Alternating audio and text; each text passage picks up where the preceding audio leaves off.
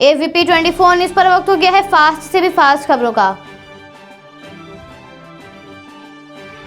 देश में corona virus की दूसरी लहर के मद्देनजर दिल्ली सरकार ने तेलंगाना और आंध्र प्रदेश से आने वालों के लिए 14 दिन का संस्थागत क्वारंटीन अनिवार्य कर दिया है।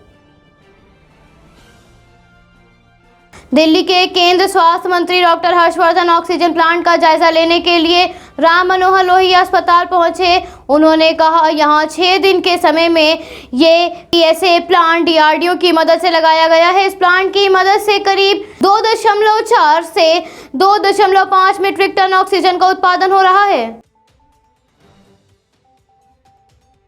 देश की राजधानी दिल्ली में इंसानियत को शर्मसार करने वाला मामला सामने आया है। एक बुजुर्ग की मौत के बाद किसी पड़ोसी ने उनकी मदद नहीं की। इसके बाद द्वारका साउथ इलाके में पुलिस ने इंसानियत का धर्म निभाते हुए बुजुर्ग महिला के शव का अंतिम संस्कार किया। उत्तर प्रदेश के मुख्यमंत्री योगी आदित्यनाथ ने सलोन रायबरेली से भाजपा विधायक दल बहादुर के निधन पर गहरा शोक व्यक्त किया है। मुख्यमंत्री ने दिवंगत आत्मा की शांति की कामना करते हुए शोक संतप्त परिवारजनों के प्रति संवेदना व्यक्त की। सपा अध्यक्ष अखिलेश यादव ने वरिष्ठ पत्रकार श्री शेष नारायण जी के निधन पर दुख जताते हुए उन्हें श्रद्धांजलि दी और शोकाकुल परिजनों के प्रति संवेदना व्यक्त की।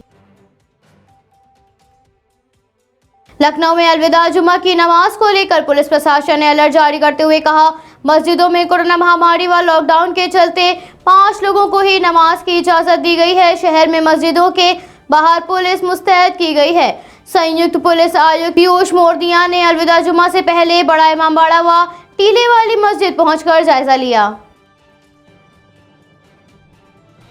राष्ट्रीय जनता दल के सांसद मनोज कुमार झा का कहना है, वैक्सीन को लेकर हालात चिंताजनक है। वैक्सीनेशन के जरिए हमने कई महामारियों को दूर किया है। इसके लिए दुनिया में हमारा नाम जाना जाता है। 18 साल से ज्यादा उम्र के लोगों को वैक्सीन देने का निर्णय हमने लिया है।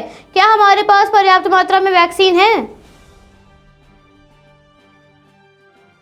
लखनऊ के जानकीपुरम थाना क्षेत्र के सेक्टर 2 में जलसा लॉन में बने हॉल में छापेमारी के दौरान 600 पेटी किंगफिशर बियर और 2 लग्जरी गाड़ी बरामद की गई। यहां जलसा लॉन बंगाल की रहने वाली महिला का बताया जा रहा है। राजधानी लखनऊ के मोहनलालगंज से बीजेपी सांसद कौशल किशोर ने चुनाव में धांधली का आरोप लगाते हुए कहा, लखनऊ जिला पंचायत वार्ड संख्या 8 एवं 18 के साथ साथ 19 मतगणना में गड़बड़ी हुई है। जो प्रत्याशी इसमें जीते हैं उनको प्रमाण पत्र न देकर दूसरों को दे दिया गया। इन वार्ड के मतपात्रों की फिर से मिलान होनी चाहिए। बीजेपी सांसद के इस ट्वीट से हड़कंप मच गया है। उत्तर प्रदेश के मंत्री सुरेश कुमार खन्ना का कहना है, उत्तर प्रदेश में 30 अप्रैल को 3,10,000 सक्रिय मामले मिले थे और आज 2,54,118 सक्रिय मामले मिले हैं। ये साबित करता है कि राज्य सरकार के लगातार प्रयासों की वजह से उत्तर प्रदेश में कोरोना महामारी का प्रभाव कम हो रहा है।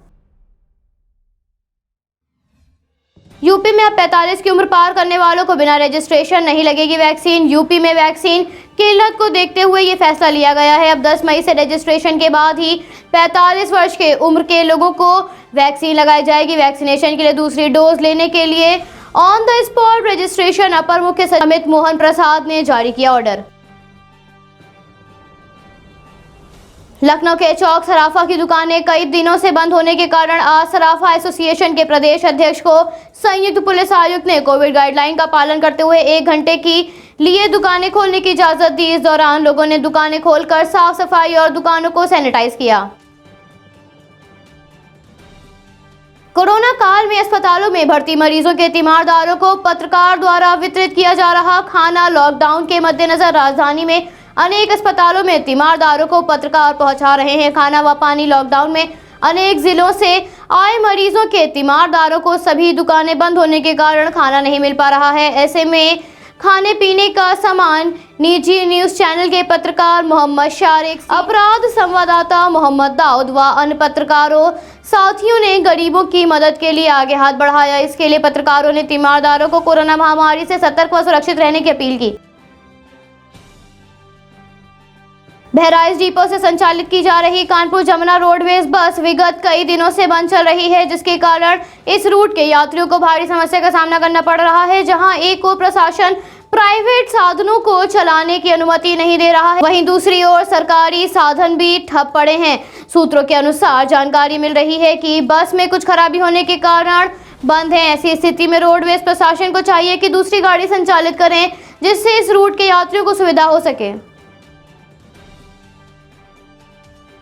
रायबरेली के सलोन विधानसभा क्षेत्र से 3 बार विधायक और 1 बार समाज कल्याण मंत्री रहे दल बहादुर कोरी का लखनऊ के एक अस्पताल में गुरुवार को देर रात निधन हो गया। बताया जा रहा है कि वो कोरोना पॉजिटिव थे। हरियाणा के गृह मंत्री अनिल विज का कहना है, ऑक्सीजन प्लांट का संचालन और नियंत्रण सुरक्षा और सुचारू कामकाज की दृष्टि से मिलिट्री या पैरामिलिट्री फोर्स के हवाले कर देना चाहिए, क्योंकि प्लांटों में रोज दिक्कतें आ रही हैं। एक प्लांट भी रुक जाता है तो क्षेत्र के सारे लोगों की सांसें रुक जाती हैं। उत्तराखंड की राजधानी देहरादून के साथ ही परिवर्तीय इलाकों में बिजली चमकने के साथ ही बारिश के आसार हैं। मौसम विभाग का कहना है, मौसम का बदला मिजाज पश्चिमी विक्षोभ के दबाव और थंडर स्टॉर्म की सक्रियता का परिणाम है। इसका असर अगले 24 घंटों में दिखाई देगा। मध्य प्रदेश में कोरोना वायरस के बढ़ते मामलों के बीच भोपाल में जनता कर्फ्यू लागू है। मध्य प्रदेश में 15 मई तक जनता कर्फ्यू लागू रहेगा। पश्चिम बंगाल में राज्य में चुनाव के बाद हुई हिंसा की स्थिति का जायजा लेने के लिए राज्य में मौजूद गृह मंत्रालय के 4 सदस्य टीम कोलकाता में राजभवन पहुंची। कर्नाटक के मुख्यमंत्री बीएस येदियुरप्पा ने कोरोना वायरस की स्थिति पर बेंगलुरु में मंत्रियों और अधिकारियों के साथ बैठक की।